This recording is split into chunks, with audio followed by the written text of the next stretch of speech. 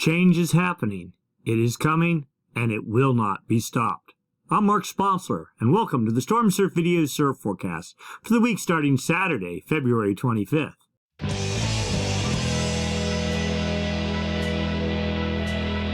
Stormsurf, waves, weather, buoys, altimetry, snow, temperatures, El Nino, weather analysis, essential data for outdoor people, all the time, no hype. Be sure and like and subscribe. Ring the bell. You get automatic notifications when the videos are posted, typically on Sunday evenings, but we're doing it on Saturday evening this week because, well, life has taken over. All right, let's get to work. We start by looking at significant wave heights for the North Pacific Ocean. We don't see a whole lot going on. A little bit of wind swell generated fetch has created 14 or 15 foot seas off the California coast. A little bit of wind following the jet stream south of the Aleutian Islands is creating 18 foot seas. And other than that, pretty quiet pattern is in play. Doing a quick look of current conditions, we'll start up in Northern California, buoy number 46012, Half Moon Bay. We're looking at all the energy that is hitting that buoy, all the way up from 30.3 second period, super long period energy, which there is none, 0.0 feet, all the way down to 5 second period wind swell, maybe about half a foot. You see a little bump here at about 10, 11 seconds, something like that. That's just wind swell left over from a previous gale off the coast. Putting it all together, primary swell looks to be about 4.9 feet at 10.3 seconds. That would be surf about head high. That seems about right from pretty north angle, 316 degrees. Looking at the north end of Southern California, buoy 46053, East Santa Barbara. Same deal. Looking, there's a little bump of energy anywhere from 12 to 7 seconds, just kind of a mixed wind swell pattern. Primary swell 2.7 feet at 10.2 seconds from the west. That puts surf at about thigh to waist high, something like that. And then we go to the south end of Southern California, Point Loma South, buoy number 191. Again, mainly wind swell, something like that. Primary swell 4.2 feet at 8.4 seconds from 245 degrees. That puts waves at about waist high or a little bit higher. It was probably shoulder or chest high at some spots today, but you know, not good conditions and not great surfing. And then we go to Hawaii. The Poela buoy on the north shore of Maui is out. The Honolulu buoy on the north shore of Kauai is out, and the Waimea Bay buoy is out. So we're left with one way out in the middle of the ocean, buoy 51001, Northwest Hawaii number 1.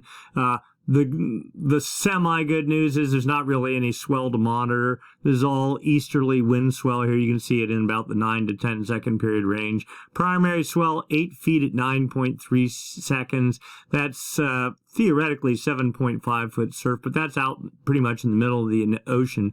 It's only a fraction of that energy actually hits near shore, so use your experience accordingly. Looking at Hindcast significant wave heights for the North Pacific Ocean, we're going back to Thursday, the 23rd of February. Yeah, there was this gale that was off the California coast. It created mainly weather and some raw, stormy sea state, not really any surfable conditions other than maybe today. We're just going back, looking at the past couple of days. This system is all gone. This is as of Saturday, but you're looking at the greater North Pacific, and virtually nothing has happened in terms of a legitimate gale and long period or even medium period ground swell production. So that gets us looking towards the future. We start at the jet stream level, up about 30,000 feet, jet stream level winds. These winds help support the formation of gales, and when they form, the jet stream helps direct their track. We're looking for a trough, a dip in the jet, just like we have right there. That helps create like an eddy in the upper atmosphere, a counterclockwise circulation in the northern hemisphere, and that also starts circulating down at the surface if the eddy's strong enough. That's the hallmark of low pressure, and of course low pressure, if it's strong enough, generates winds. Winds, as they get traction on the ocean surface, generate seas. Seas, as they radiate away from the fetch area, turn into swell, and swell, when it hits your beach, like Hawaii there, California over there, create surf. We have a little bit of a trough over, let's see, Kamchatka, the Kuril Islands, Japan's down there, but it's all pretty much landlocked, so nothing there. The only other trough is here in the northern Gulf of Alaska, and not really even exposed over open ocean, so no real hope there. And the remnants of the last backdoor trough still pushing through California. There's still some weather up in the Sierra as of Saturday, but this is falling south. In fact, we can put this into motion and see. Here's the next developing trough Sunday off of British Columbia, falling south. The jet pushing into California as we get into Sunday evening. But also notice this big split. The jet comes off Japan, splits the northern branch up into the Bering Sea, then falling down effectively the California or the Canadian and the U.S. West Coast. But you get the jet splits southern energy down here. All it does is support high pressure in between the split. Troughs are what you want. You don't want splits. Splits are typically from lack of enough energy in the jet stream, a weaker than preferred jet stream, or in this case, it's approaching spring, and this is just what the jet does. Anyway, so theoretically, low pressure developing in this trough as we get into Monday, and then that trough pushing inland as we get into Monday night and Tuesday into northern California, likely creating some weather. And then maybe a secondary pulse. Look, there's a real backdoor trough here.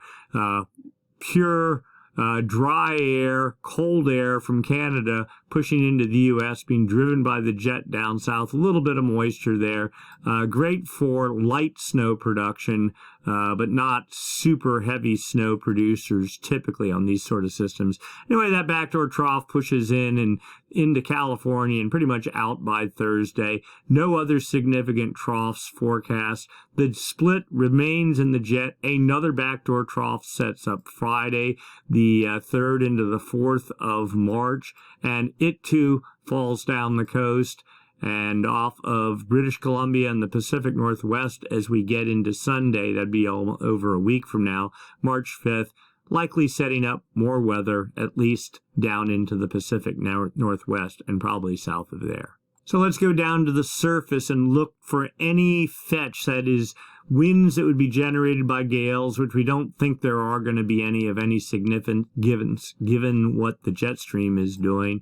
We see, yes, on Sunday, the 26th of February, fetch developing in the northern Gulf associated with the trough there, 35-knot northwest winds pushing down the coast and into northern California as we get into Monday, and then fading out on Tuesday. Sure, that'll generate some wind swell and maybe some 13-second period swell, but a lot of wind, it looks like, likely with it as well. High pressure, not unexpected. The jet's going up like this and down like this. There's your split. There's your high pressure at 1036 millibars. Pretty solid. Definitely a springtime pattern looking to set up. Easterly trades over the Hawaiian Islands, as has been the case for several weeks now. So we get into Wednesday night and Thursday, the 2nd of March, another backdoor trough, another weather system in the Gulf. Maybe this one pushing a little bit further south, 35-knot winds. So we get into Friday, northwest winds, into Saturday, off the U.S. West Coast. We're going to run out, there we go, to a week, but the expectation is this low is going to push onshore somewhere over north or central California. We see fetch here at 40 knots, all south, pushing north, of no use for us in terms of swell production. And then finally, the effects of those winds on the ocean surface, significant wave heights. You know what to see here based on what we're seeing. 23-foot seas pushing in through the Gulf of Alaska on Sunday, Monday, into Tuesday, pushing into California, a bunch of wind with it. And then another one, likely, there we go, as we get into Thursday, developing with secondary energy. Now this one a little bit better, maybe 28-foot seas on Friday, the 3rd of March, falling down the U.S. West Coast. And there we are at 180 hours out. You can actually see the swell front pushing down over northern California. Of course, if you believe a model a week out into the future, well, that's okay. It's your choice. But the models actually, in all honesty, have been reasonably stable a week out. So it seems likely that this gale will develop. But in terms of great surf production, probably not. You really want to see your seas somewhere out here rather than up around the edges. High pressure just locking this whole area down, driving the jet and the storm track this way and this way. Good for light snow production in the Sierra and the Pacific Northwest. And if you like cold air, well, we have plenty of that, but not great for surf production. Local wind forecast, here's California, Hawaii out here. Hawaii just plagued by nonstop 20 knot or stronger than normal easterly trades. That pattern continues today. As we get into Sunday, the next front in the series, you can see it working its way down the California coast. 20 knot winds, sort of a faker teaser front, blows through and fades out. Look at the trades building for Hawaii, at least in terms of aerial coverage. Next low sets up Monday off the coast of Northern California, 30, 35 knot northwest winds, south winds along the coast. That blows through Monday night into Tuesday. Trades up to 25 knots over a pretty solid area. There's the high pressure wind circulate clockwise around high pressure, driving the strong trades pushing over the Hawaiian Islands. Good for easterly wind swell, but no real ground swell production likely. Tuesday, onshore flow from the northwest continues. High pressure trying to ridge into California. Trades continue for the Hawaiian Islands pretty strong. So again, to Thursday, things lighten up along the California coast, though trades continue strong for the Hawaiian Islands. As we get into Friday, still a reasonably light wind regime from the northwest, 10, 15 knots for California. Trades back off to 20 knots for Hawaii. So we get into Saturday, here comes the next front. You know the pattern. South winds as the front approaches, northwest winds as soon as it blows through, and that's what happens on Saturday, and we're a week out. And little cutoff low here east of the Hawaiian Islands. Trades relent for a little bit, but you just get the sense that we're just one step away from another bout of strong easterly trades for Hawaii. Now, the silver lining for all this is that rain has returned to California after not having anything for past 5 or 6 weeks. Well, up here in Northern California, we got probably 3 inches in the rain gauge, and more is coming. The last little bits of the system, Saturday evening, you can see snow modeled for the Sierra, and in fact, it is snowing in the Sierra as we look. Sort of more, I'd say, snow showers or squalls, but not a steady flow. No chain controls over the summit as of this time. But going into Sunday, here comes the next front, snow working its way down the Sierra. Nice little burst in through Sunday evening. And then Monday, a stronger, colder air mass comes. You can see strong, heavy snow on Monday night into Tuesday for the Sierra. Thinning out a little bit, but continuing really even through Tuesday. And then Wednesday, things finally start winding down. By Wednesday night, it's all over. Clearing sets up. And then we know there's another one. Here it comes, pushing down the coast. And let's see, there's the end of the model. On Saturday night, the snow starts again for the Sierra. Let's look at some totals for resorts. For Olympic Valley, that'd be Alpine Meadows and what was formerly Squaw Valley. For this weekend and early next week system, probably 65 inches, something like that. And then another 2 feet potentially on top of that for a total of about 94 inches.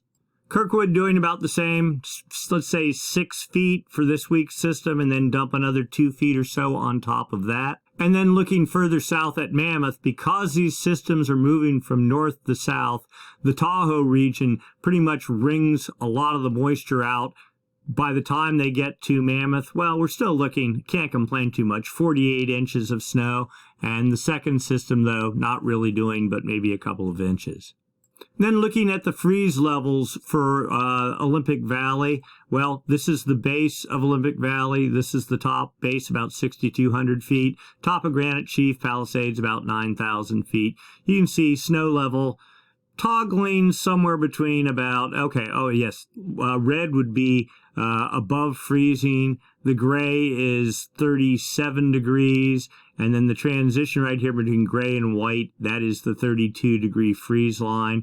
And then the blue is 28 degrees or less. So the freeze line right here, we'll say the snow level basically about 2,800 feet, something like that. So quite low. And then as we get into the evening of March 1st, freeze level theoretically down to sea level. Don't believe that. And then, but quickly warming up the second and the third to, about 7,000 feet, which isn't too bad. And then right back down to where we were. So this is a 10-day stretch here from the GFS model, a 10-day stretch of basically quite cold temperatures other than for a day or two. And winds, well, they're supposed to be coming up with a frontal passage, gusts up in the 60 or 65 knot range, and sustained at about 40 knots up towards the summit. Not unexpected, but nothing like what we had a couple years ago when they were full, strong atmospheric rivers just blasting in, and winds were regularly up at 100 or 120 knots. So, not so bad. That still suggests, though, that upper-level mountain closures are possible. All right, let's go take a look long-term. What's going on out a month, two, a year, 2 years? We look at the MJO, the Madden Julian Oscillation. That gives us a hint of what's going to happen for the next several months. Then, of course, ENSO, the El Nino Southern Oscillation. And that gives us a much longer-term view out 6 to 9 months to a year to maybe even 2 years. We'll start by looking for signs of the active phase of the MJO, the Madden Julian Oscillation. It has two phases, active and inactive. The active phase would be on one side of the planet, the inactive phase on the other. They rotate west to east opposite of each other on the equator. The active phase of the MJO is the one we're really interested in. That effectively is a low pressure system. When it pushes over into the Pacific, from the West Pacific towards the East Pacific, it imparts energy to the jet stream by sucking warm, moist air off the ocean surface in the West Pacific, lofting it way up into the atmosphere. That feeds the jet stream. A stronger jet stream, well, then it doesn't split. It digs out deep troughs. That helps fuel storm development. That can also bring precipitation into California, but not necessarily required. The inactive phase does the exact opposite thing. It's like a high-pressure system. It locks down, steals energy from the jet, splits the jet stream, and just makes for dry and not surf-productive conditions. That is true both in the summer and in the winter, though the correlation is strongest in the winter in the Pacific. All right, so the active phase of the MJO, we're looking for signs of it. This is data from the TAO buoy array, and we're just looking at the arrows, wind speeds. The longer the arrow, the stronger the winds, and the direction. And we're looking for a reversal of trade winds in the West Pacific. When the active phase of the MJO moves over the West Pacific, because it's a low-pressure system, normal trades blow like this, from east to west. But when the trades get weak, or they actually reverse direction, that's a sure sign of the active phase of the MJO. So this is the East Pacific here, West Pacific here, the equator. We're looking only in a thin little band from 5 degrees north to 5 degrees south. That is New Guinea there. The date line's right there. It's this area. We call it the Kelvin wave generation area, because when the active phase of the MJO moves over this area, it moves from west to east, and it takes maybe 4 weeks to make it across the Pacific, from the West Pacific to the East Pacific, south of California. It will reverse or dampen the trade winds here. So, looking at the arrows, moderately strong easterly trades in the East Pacific, strong easterly trades of the Central Pacific, and we'll say there is that one arrow there, but other than that, these arrows pretty small. We'll say light easterly winds over the West Pacific. That's a good sign. But it's not the actual, this is 5-day average winds. It's not the actual wind speeds. It's the anomaly, the difference from normal for this time of year. We look into the West Pacific, whoa, we got an actual arrow out of the west. Even one, I'll take it. But other than that, pretty much neutral winds. They're not blowing stronger out of the east or the west. Central Pacific trades just barely lightly blowing out of the east, and the West Pacific pretty much neutral. This is the best we've seen in 3 years since La Nina developed. La Nina is effectively like a super long-running inactive phase of the MJO, meaning high pressure over the North Pacific, meaning stronger than normal trades. When you see the trades starting to fade in the West Pacific like this, then that suggests, at a minimum, the active phase of the MJO in control. Let's go look at the forecast 1 week out. 850 millibar zonal wind anomalies from the GFS model. That's the standard model used in the States. This is the east-west component of the winds. The blues, easterly anomalies, think of that like as the inactive phase of the MJO. The reds, westerly anomalies, the active phase of the MJO, but you see this sort of pattern, and we're back in January and February here. Oh, and let's get oriented here. The date line running right up the middle. The area we're interested in is the West Pacific, the Kelvin wave generation area, from about 125 east. So right here you go the whole way up the chart. This is the right where New Guinea is, the entry point into the West Pacific on the equator, to about 170 west right here. So that box, or you can look the whole way up the chart.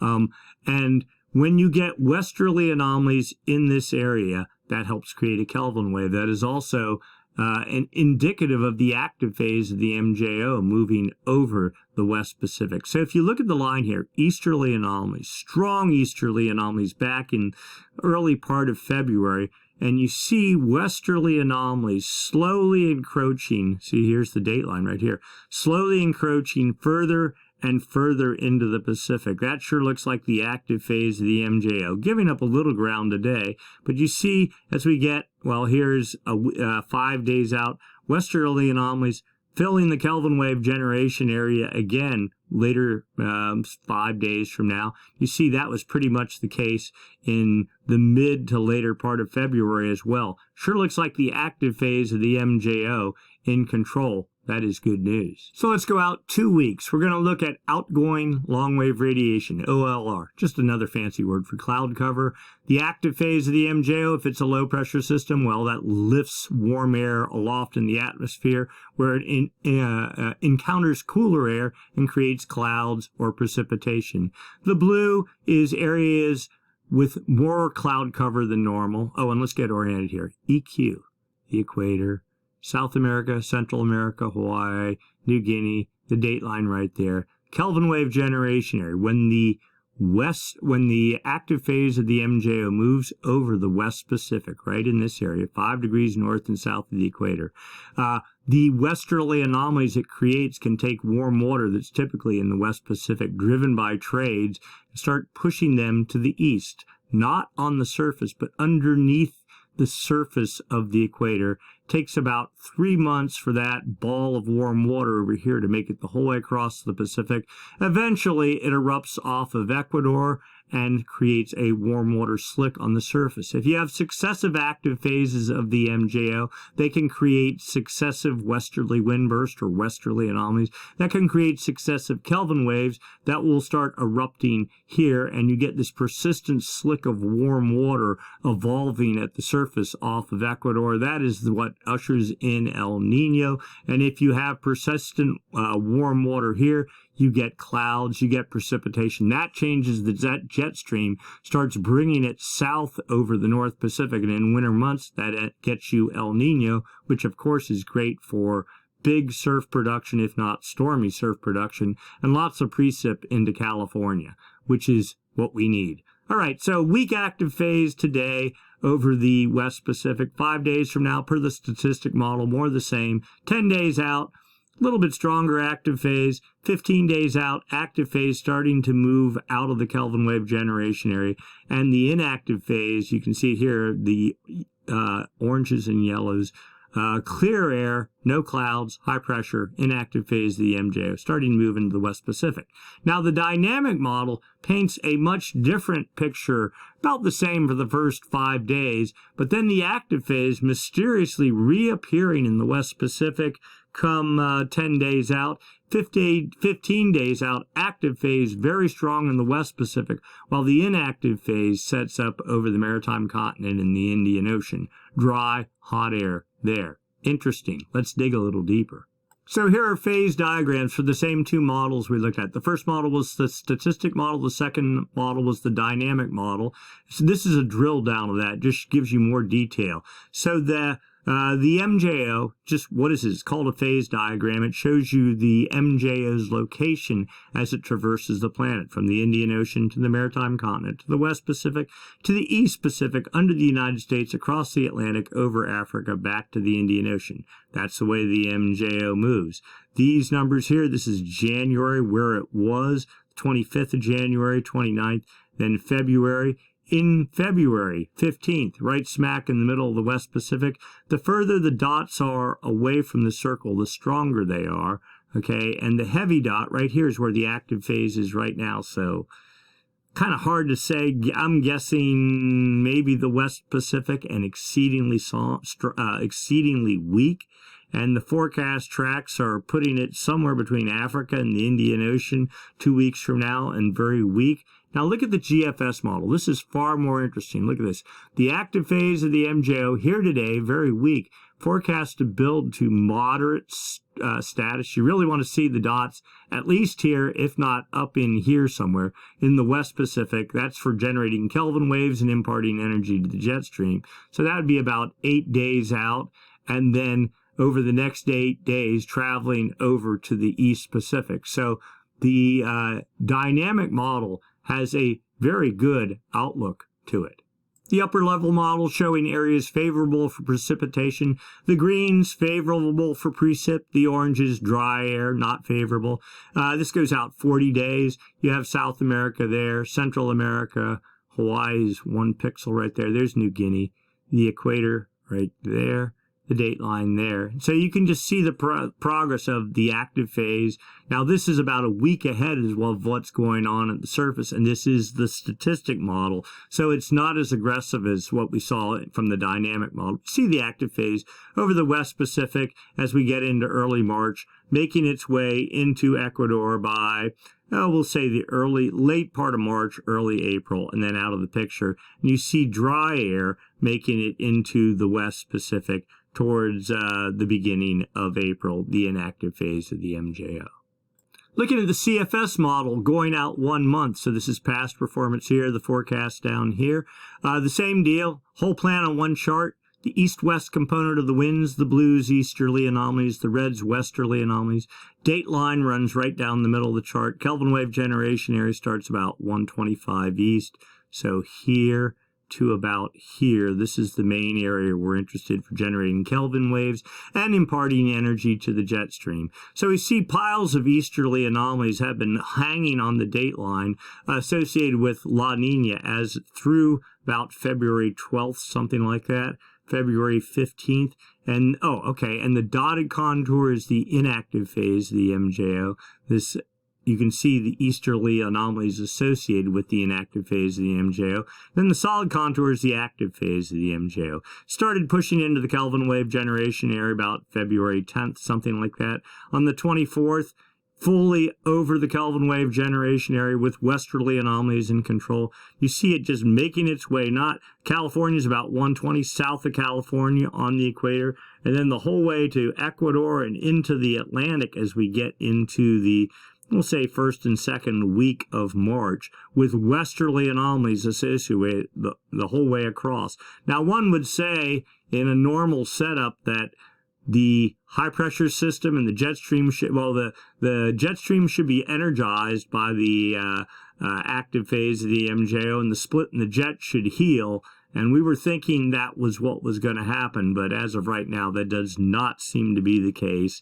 There is La Nina momentum continuing in the atmosphere, just because it looks like La Nina basically stopped right about here, about February 15th, something like that.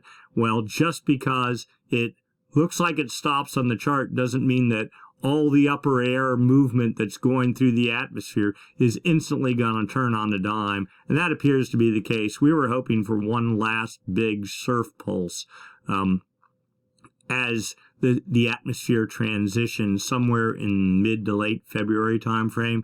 Not sure that that's going to happen. It looks like the seasonal spring change has already occurred, and the jet stream isn't going to heal. And that's just the bad news about all this. But the good news is it also looks like La Nina is really just getting major holes punched in it. We'll get into that in just a second. Anyway, moving out as we get into March, dotted contour, inactive phase of the MJO following behind that, according to this chart, with easterly anomalies in the Kelvin wave generation area. But let's go look at one more model.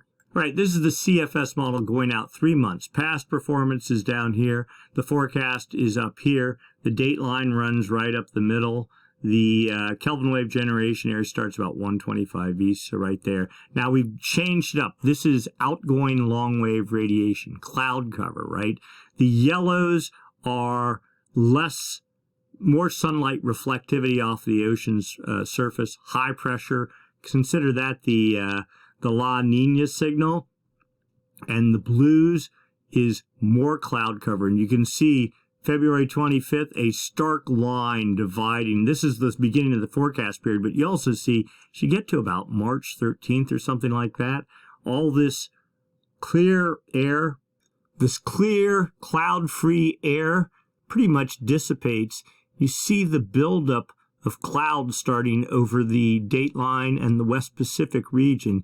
You also see, look at this, clear air starting to build over the maritime continent. The switch from clear over the Pacific with cloudiness over the maritime continent to cloudiness over the Pacific, clear air over the maritime continent suggests very much that La Nina is dying fast. All right, let's go look at the east-west component of the wind. It's painting the same picture too. The forecast is here. Yellows are westerly anomalies. Consider that the active phase of the MJO, the El Nino signal. The blues, easterly anomalies, La Nina. Same pattern, somewhere around March 13th, something like that. You go from a pattern of easterly anomalies in control of the dateline to westerly anomalies in control of the dateline, and building stronger and steadier as we get into May. Let's overlay the MJO here. All right, the solid contour, active phase of the MJO, currently pushing over the Kelvin wave generation area. As we get into early part of March and then deeper into March, inactive phase of the MJO, a double lobe of it, but westerly anomalies continuing to hold over the dateline region. This is very good. And then an active phase after that as we get into May. Now that's 3 months out. We don't believe any of that. But this just pattern of consistent westerly anomalies. And notice the absolute preponderance of easterly anomalies that have been over the dateline region, transitioning, already having transitioned. We said February 15th was the transition time, and westerly anomalies just getting more entrenched even as the inactive phase of the MJO passes over the Kelvin wave generation area. Then we'll overlay the low pass filter. Well, what is making all this happen? Well, it's pretty apparent. So this dotted contour here, this is a high pressure bias. Consider it the La Nina signal. You see as we get to March 15th, the second contour completely disappears. The first contour retrograding off to the east quickly. The low pressure bias, which has been locked over the maritime continent for 3 years, the El Nino signal, somewhere around the 15th or 13th of March, it starts making major headway into the Pacific, pushing over the dateline and beyond the dateline as we get into April to a point almost off the California coast. If ever there was an El Nino forecast, this is what it would look like. Even more good news. Let's go take a look down in the ocean. This is subsurface temperature anomalies. West Pacific here, East Pacific here. These X's are the anchor lines on the TAO buoys strung across the equator used for monitoring El Nino. The X's themselves are sensors on those anchor lines. You take subsurface temperature data in centigrade, use a model to connect it all, and you get a profile of what they call it the thermocline, the difference in pressure between cold water at depth, warm water at the surface. Lots of warm water in the West Pacific here, driven by trades for the past 3 years. But what we do see, well, we'll just go into this. The 28-degree isotherm was at 170 east last week. It's moved to 175 east, and we expect it to continue moving east. The 26-degree isotherm, which was somewhere around 150 or 155 and has been for 3 years now, look at this, the whole way pushing into Ecuador now. That's a good news. The 24-degree isotherm getting thicker the whole way across the Pacific. The point being, warm water appears to be on the move to the east. But it's not the actual water temperatures, it is the anomalies, difference from normal for this time of year. Big ball of 3, almost 4 degrees centigrade, that's what, 6 or 7 degree Fahrenheit degree anomalies in the West Pacific, but there's a flood, a stream of warm water with connecting to a previous Kelvin wave number 1 that erupted in the East Pacific, and Kelvin wave number 2, which is on the move as well, and likely a third Kelvin wave being generated by the active phase of the MJO that we're seeing that's in flight right now. Let's go look at another modeled version of this. So here's the leading edge of the Kelvin wave. This runs about a week behind that previous model, but it's at about 120 or 119 west, so basically due south of California, working its way towards Ecuador. The last little bit, a cool pocket here, and that it's collapsing, getting pushed to the surface and erupting there. Mega Kelvin wave, or at least a solid Kelvin wave, pushing off to the east with a good warm pool of water behind it, and with more westerly anomalies expected. Warm water that's all like in the islands of the maritime continent expected to start seeping into the Pacific associated with this developing active phase of the MJO. Sea level anomalies. This is sea height. Okay, the sphere of the ocean. Is the sphere of the ocean higher or lower than normal? Jason 3 satellite and a bunch of other satellites start beaming radar down. They can measure to within a centimeter. Take out the waves, wind waves, the tide, and is the sphere higher or lower than normal? How can that be? Well, if you have cold water depth, cold water contracts, it'll create a divot on the ocean surface. Warm water depth expands, it'll create a bump on the ocean surface. So let's get ourselves oriented here. We got Chile, Peru, Ecuador, Central America, Hawaii right there, the equator there, dateline there, Ecuador right there. Positive anomalies, that suggests warm water at depth all here in the West Pacific, squeezing out from the maritime continent. No big surprise. But we see here, we'll call them neutral anomalies, making their way almost the whole way across, other than this one little tiny area of -5 centimeter anomalies there. That's probably that little pocket we saw in the previous image off of Ecuador, the last of the La Nina cool pool. Other than that, stream fully in control. Warm water stream making its way across the Pacific. This is the Kelvin wave superhighway right now, right there, and it is open for business now. Upper ocean heat anomalies for the past year. West Pacific here, 130 east. Ecuador roughly here, 80 west. You can see warm water. So the oranges and red, warm water, the blues, cold water. We're going back a year. One little Kelvin wave did make it across in like March, but it died. Cold upwelling response. Another Kelvin wave tried early part of last summer, and then there was a massive cool response after that. The first little baby Kelvin wave weakly not even really made it across the Pacific in December, but has created a warm water signal on the surface that we're going to see in a minute. A little bit of a response. Here's the next Kelvin wave at 120 west. So that'd be a point south of California right now. It's traveling on the equator, moving towards Ecuador, and you see still, even though it's done its thing, piles of warm water here off off of New Guinea and off the maritime continent to fuel yet more Kelvin waves. Sea surface temperature anomalies. Okay, we will see we're looking at actually the result of Kelvin waves. Let's get ourselves organized here. Chile, Peru, Ecuador, Central America, Hawaii out here, the equator roughly right here, Galapagos right there. Now the images aren't exactly stitched together, but you're going to get the picture here real quick. This is the sea surface temperature anomaly, the difference from normal for this time of year. You see temperatures warming off of Chile, Peru, Ecuador, a little pocket right there. We think that might be the eruption of the last little bit of that cool pool in the far East Pacific, but warmer than normal temperatures the whole way out to almost 140 west. Okay, Hawaii is right there. That's a good long distance. This is the eruption of Kelvin wave number 1, and coupled with a lack of trade winds and the sun just warming equatorial waters here. But having all this warm water off of Chile and Peru, pretty interesting too. And then warming, now it's only 5 degrees north and south of the equator that we really worry about. You see this cool pool here, if you've been following it, it was the whole way down at 20 or even 25 south at one point.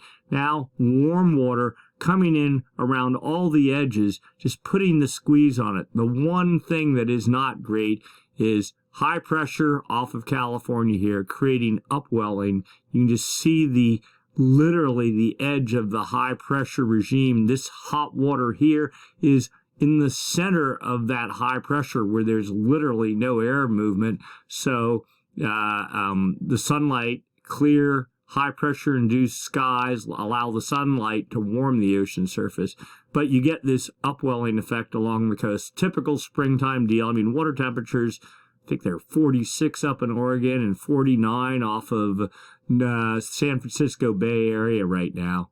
And no big low pressure system with a whole bunch of south winds in front of it to break any of this up. So it really looks like spring is here, unfortunately.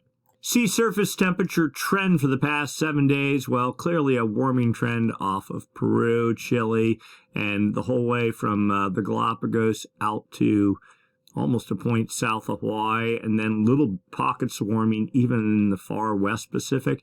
This little cool pocket here, we think this is the last of the upwelling of the cool pool from La Nina. There could also be some strong offshore winds blowing through the gap here near Panama, creating that. But we're not too worried about any of this at the moment, given what we're seeing everything else. And then the backed off view one more time, steadily building warming water off of Peru, Chile, the Galapagos, and the cold water, not very cold, daily getting encroached from all angles and steadily warming. Sea surface temperature trend in the Nino 1.2 region. This is the area right there by the Galapagos and Ecuador. Well, we were up to, what is that, about 1.2 degrees. Today we're down at 602 thousandths of a degree above normal. The El Nino, La Nina, if you're neutral, you're right here at between a half a degree below and a half a degree above. This is not an official El Nino monitoring region, but all it does is confirm that and this is the most conservative view, that temperatures are definitely warm off of Peru and Ecuador. Nino 3.4 region, this is the area on the equator from a point south of California out to about the date line. Today's value, minus 532 thousandths of a degree, right just barely in the neutral territory. We think this is a little bit low biased. We think temperatures are actually a bit higher than that from looking at other NOAA sources. And you can see that here in the Nino 1.2 region. This is, there's the 0 degree line. You see temperatures warming up there. The Nino 3.4 region, there's the half degree line, and we're right at it according to this. All right, so what does the atmosphere think is going on? We can look, we can look at all the MJO stuff. We can look at the forecast. We can look at subsurface temperatures. We can look at surface temperatures, but ultimately it's the atmosphere that determines whether we get storms and whether we get surf. All right, so we look at the difference in pressure between Darwin, Australia, and Tahiti. Tahiti in the Pacific, Darwin roughly in the Indian Ocean. If the daily index is positive, well, then that means we have higher pressure over Tahiti than over Darwin, and we don't want to see that. We want to see negative values. We got our hopes up here a little. We had like a 3-day run, which really isn't a run, suggesting lower pressure building in the Pacific. But now today we're back up at 13.93. The 30-day average is at plus 10.03. How is that compared to the past month? Well, really no change. And the 40-day average, well, we're at 14.10. We're actually higher now than we were, but this is, it'll take about 3 months for this to reflect whatever is going on over here. With the active phase of the MJO, multiple Kelvin waves in flight, westerly anomalies setting up over the West Pacific, we expect this number to slowly start falling. As it falls, these two will fall with it and will be in a much better place. In fact, let's look at the graph of this data. Right, the 30-day moving SOI graphed out going back to whole way January 21st. The downward falls are the active phase of the MJO. You can see those there. The upward pushes, like here, here, especially this big long one here, here, and here, are the inactive phase of the MJO. And then you do a sort of a trend. You can see a trend over this whole thing going steadily upward to about July 2022, the peak of La Nina. And then we've just sort of been toggling around there. What we're really looking for. So here's the current. Here was one active phase of the MJO. Actually, I think it was this active phase back here that got us our first Kelvin wave. This is the active phase that has produced the second Kelvin wave that is working its way across the Pacific. And now here is the beginnings of the third active phase of the MJO. And we're hoping that this is going to push the index down somewhere down around here over time. Again, 0 is neutral. We are far from neutral. The atmosphere is still heavily predisposed towards La Nina. The La Nina, El Nino thing are very, like a very large ship. It takes a long time to get it to turn. But we think, well, we're at the peak. We think the turn is happening. It'll take the next 6 months for us, or at least 5 months, to really see some evidence that we're moving down here towards 0. But we think that is underway. And then the sea surface temperature forecast for the Nino 3.4 region, the official El Nino monitoring region, per the CFS version 2 model. Well, we can see right here, there's been this is actual data, steadily rising temperatures. There's your ½ degree below normal mark. We're already above that. We're almost halfway into it according to this. And the model says by the early part of April, maybe the late part of March, we are at neutral and steadily rising from there above. So ½ degree below and ½ degree above is neutral territory. But come July, we should be encroaching into El Nino territory, and then up to about the 1.05 or almost 1.1 degree mark as we get into October and beyond. The non-PDF corrected has temperatures up to 1.25 and rising from there. So that's a good sign, but that's just one model. There is a whole bunch of other models. There are a whole bunch of dynamic models here, a whole bunch of statistic models. We're not going to go through each one of them. The 0 degree line is here. The low end of the threshold for neutral is there. The high end of the threshold for neutral is there. If you look and this is let's see if we can do that. There's the dynamic average. There's the statistical average. And you see all these suggest some flavor of El Nino as we get into August, September, October timeframe. We'll look at the hard data here. And I'm not going to go into each of the individual ones of them. We'll just average all the statistical and dynamic models together. They say we're pretty much neutral as we get into, March, April, May. By May into June, we transition into weak El Nino, and then holding somewhere about 0.8 of a degree as we get into the October time frame. And that's probably a little bit on the low side. Just the dynamic models suggest temperatures almost 1 degree above normal as we get into October. And really peak El Nino gets going late October, November, into December and early January. So temperatures possibly going higher than this, maybe 1.25 degrees, something like that. So that's all good news. So for right now, not a whole lot of surf expected, unfortunately. It looks like spring is here. We were hoping this was not going to happen, but it has. We talked about that a little bit last week. That's the bad news. The good news is the El Nino machine, the death of La Nina, is fully in effect. Active phase of the MJO, the third one in a relatively short period of time, is in control of the West Pacific. A third Kelvin wave is likely being generated. All the models suggest from there on the trend is just towards steady warming, and slowly the boat of La Nina is going to turn towards El Nino. At least that's the hope, fingers crossed, but that won't really get going till we get into maybe July, something like that. That might help the summer, the latter part of the summer surf season, but the expectation is the first part of the summer surf season probably won't be that good. And then even closer to home, the winter part, we think winter is pretty much over. That's not to say there couldn't be a Hail Mary storm or two coming up, but at this point, we're not counting on it. The high-pressure regime is just really built in. The pattern is steady. The jet stream is well split, and if this active phase of the MJO can't heal it, I don't know what will. The seasons have taken over, and they are stronger than the MJO. But long term, it looks like we're heading towards El Nino. And finally, our 3 years of horrible surf will be over and we'll be in a much more robust surf pattern looking long term. And then even short term, well, we're at 100% of normal precip for California before the storm that hit the past couple of days, and there's a series of more storms lined up, and that's supposed to continue at least well into March.